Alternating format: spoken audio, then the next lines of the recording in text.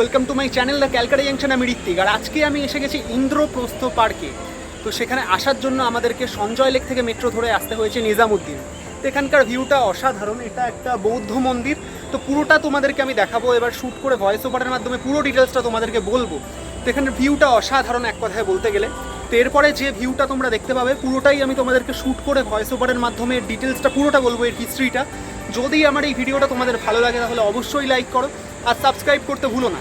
তো এরপরে আরও দিল্লি রিলেটেড ইন্টারেস্টিং কন্টেন্ট আমার চ্যানেলে পোস্ট হবে। তো পুরোটা দেখতে বেল আইকনও প্রেস করে দিও, যাতে যখনই কোনো ভিডিও ছাড়বো তোমাদের কাছে যেন নোটিফিকেশান পৌঁছে যায়। তো থ্যাংক ইউ গাইস, পুরোটা দেখো। Hello guys, welcome back to the Calcutta junction. তো আজকের ব্লগটা আমরা দিল্লির একটা খুব শান্ত আর সুন্দর স্পিরিচুয়াল জায়গাকে এক্সপ্লোর করতে বেরিয়েছি। সকালবেলা ঘুম থেকে উঠে রেডি হয়ে আমরা মেট্রো ধরে পৌঁছে গেলাম সারায় কালে খান নিজামুদ্দিন মেট্রো স্টেশনে। স্টেশন থেকে বেরিয়েই দিল্লির সেই ব্যস্ত রাস্তা, গাড়ির আওয়াজ আর ক্রাউড চোখে পড়ছিল। কিন্তু সত্যি বলতে কয়েক মিনিটের মধ্যেই বুঝতে পারলাম আজকের ডেস্টিনেশনটা একদম আলাদা হতে চলেছে। মেট্রো স্টেশন থেকে আমরা একটা টোটো নিয়ে রওনা দিলাম ইন্দ্রপ্রস্থ পার্কের দিকে। ধীরে ধীরে রাস্তা এগোতে এগোতে সিটি ট্রাফিক একটু করে পেছনে পড়ে যাচ্ছিল আর চারিপাশে গ্রিনারি বাড়তে শুরু করেছিল।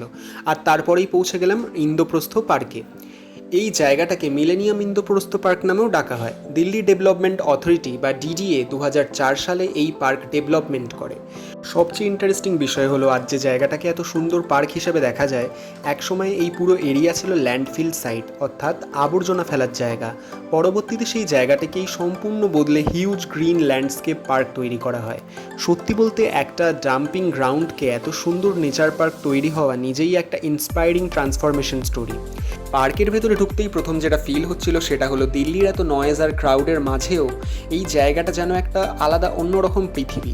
ভিডিওতে তোমরা দেখতে পাচ্ছ চারিদিকে গ্রিনারি, হালকা বাতাস আর ওপেন স্কাই পুরো জায়গাটিকে একেবারে পুরো সিনেম্যাটিক ফিল দিচ্ছিল। ধীরে ধীরে পার্কের ভেতরে এগোতেই দূর থেকে চোখে পড়ছিল সাদা রঙের বিশাল বুদ্ধিস্ট পিস প্যাগোডা বা শান্তি স্তূপ।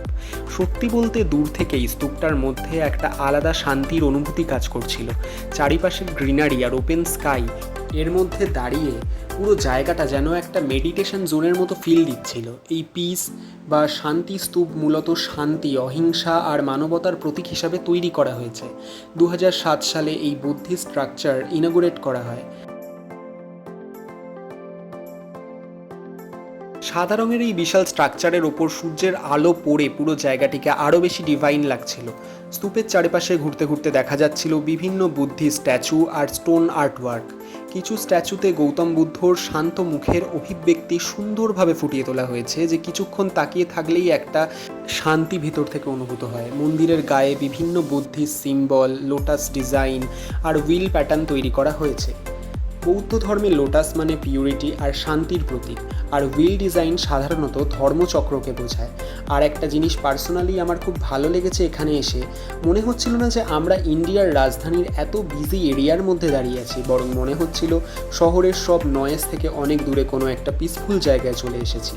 অনেক মানুষ এখানে ওয়াকিং করতে আসে, কেউ ফটোগ্রাফি করতে আসে, কেউ ফ্যামিলি নিয়ে সময় কাটাচ্ছে, আবার কেউ শুধু এই শান্ত পরিবেশটাকে উপভোগ করছে। হালকা বাতাস, পাখির শব্দ আর চারিপাশের গ্রিনারি পুরো জায়গাটিকে আরও বেশি বিউটিফুল করে তুলেছিল। সত্যি বলতে দিল্লিতে এসে হিস্ট্রি, স্পিরিচুয়ালিটি আর নেচার এই তিনটেকে একসাথে ফিল করার জন্য ইন্দ্রপ্রস্থ পার্ক সত্যিই একটা পারফেক্ট জায়গা।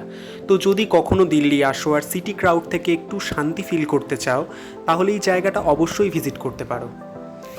আজকালকার এত ফাস্ট লাইফের মধ্যে এমন একটা জায়গা সত্যিই খুব রেয়ার, যেখানে বসে কয়েক মিনিট শান্তভাবে বসে থাকলেও মনটা ফ্রেশ হয়ে যায়। আর বুদ্ধিস্ট পিস প্যাগোডার আশেপাশের পরিবেশটা সত্যি একটা অন্য লেভেলের সুন্দর। সাদা রঙের সেই বিশাল স্তূপটার চারিপাশে দাঁড়িয়ে মনে হচ্ছিল যেন পুরো জায়গাটার মধ্যেই একটা আলাদা পজিটিভ এনার্জি রয়েছে। স্তূপের আশেপাশে বিভিন্ন পাথরের নকশা, বুদ্ধিস্ট সিম্বল আর ছোট ছোট ডেকোরেটিভ স্ট্রাকচার জায়গাটার সৌন্দর্য আরও বাড়িয়ে দিয়েছে। কিছু কিছু জায়গায় বুদ্ধদেবের মূর্তি এত শান্তভাবে তৈরি করা হয়েছে যে দেখলেই মনটা ভেতর থেকে একেবারে শান্তি অনুভব করে। আর একটা জিনিস এখানে পার্সোনালি আমার খুব ভালো লেগেছে, সেটা হচ্ছে এখানে খুব বেশি নয়েজ নেই, মানুষজন খুব শান্তভাবে ঘুরছিল। সত্যি বলতে দিল্লির মতো একটা ব্যস্ত শহরে দাঁড়িয়ে এমন সুন্দর, শান্ত আর নেচারের এত কাছাকাছি একটা জায়গা পাওয়া সত্যিই একটা অন্যরকম এক্সপিরিয়েন্স। যারা ফটোগ্রাফি ভালোবাসো, যারা নেচার পছন্দ করো বা একটু শান্ত পরিবেশে সময় কাটাতে চাও, তাদের জন্য এই জায়গাটা একদম পারফেক্ট। আরেকটা বিষয় এখানে তোমাদের জানাবো, এই ইন্দ্রপ্রস্থ পার্কে আসার জন্য কিন্তু তোমাদের কোনো রকম চার্জ করা হয় না। এখানে সম্পূর্ণ বিনামূল্যে তোমরা আসতে পারো। আর এইখানে এসে মানে এত শান্ত আর পরিষ্কার একটা পরিবেশ আমি দেখলাম, আর চারিদিকটা একদম সুন্দরভাবে মেনটেন করা হয়েছে, একেবারে পরিষ্কার পরিচ্ছন্ন।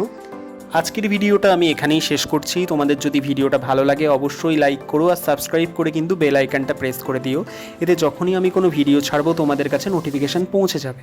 আমি প্রত্যেকবারই চেষ্টা করি যে যখন নতুন কোনো একটা জায়গা আমি দেখব, সেই জায়গাটা দেখার আগে আমি একটা রিসার্চ করে যাই, সেই জায়গার বিষয়ে আমি কিছুটা জেনে যাই, আর তারপরে সেই জায়গায় গিয়ে আমি আমার ক্যামেরার মাধ্যমে প্রত্যেকটা জায়গার একদম পুঙ্খানুপুঙ্খ ডিটেলস আমি আমার ক্যামেরাতে ধারণ করে তোমাদেরকে সেই জিনিসগুলো জানাই, যাতে তোমরাও যারা হয়তো এখানে আসতে পারছো না বা পরবর্তীকালে আসার প্ল্যান করছো, যাতে আসার আগে থেকেই পুরো জিনিসটা তোমরা জানতে পারো। তো এখন দেখতেই পাচ্ছ যে অনেকটা অন্ধকার হয়ে গেছে, এবার আমিও একেবারে এখান থেকে মেট্রো ধরে চলে যাব সঞ্জয় লেক মেট্রো স্টেশনে, যেখানে আমার দিদির বাড়ি। তো আবার দেখা হচ্ছে পরবর্তী কোনো ভিডিওতে নতুন কোনো একটা জায়গার ডিটেলস নিয়ে। তো থ্যাংক ইউ গাইস।